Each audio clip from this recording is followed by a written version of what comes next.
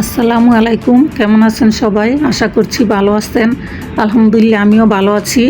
তো পহেলা বৈশাখের দিন আমাদের হঠাৎ করে প্ল্যান আসলো যে আমরা ঢাকার বাইরে কোথাও ঘুরতে যাব।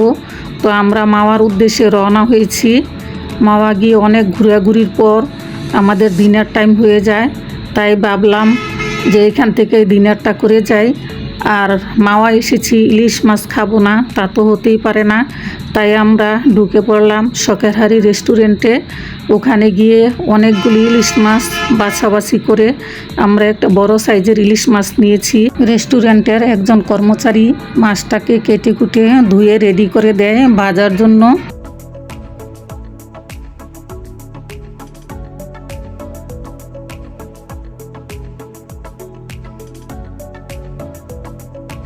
এখন মাছটাকে সরিষার তেল দিয়ে ভাজা হচ্ছে, সাথে ছিল বেগুন ভাজা আর ইলিশ মাছের লেজের ভর্তা, ডাল আর সাদা ভাত। এই তো এখন ভর্তা বানানো হচ্ছে।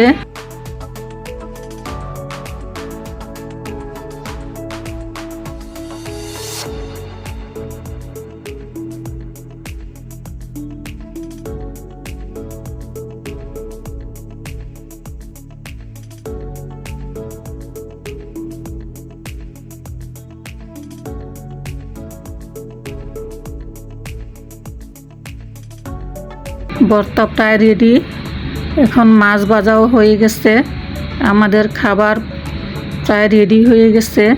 এখন আমরা খাওয়া দাওয়া শেষ করে বাসার উদ্দেশ্যে রওনা হব।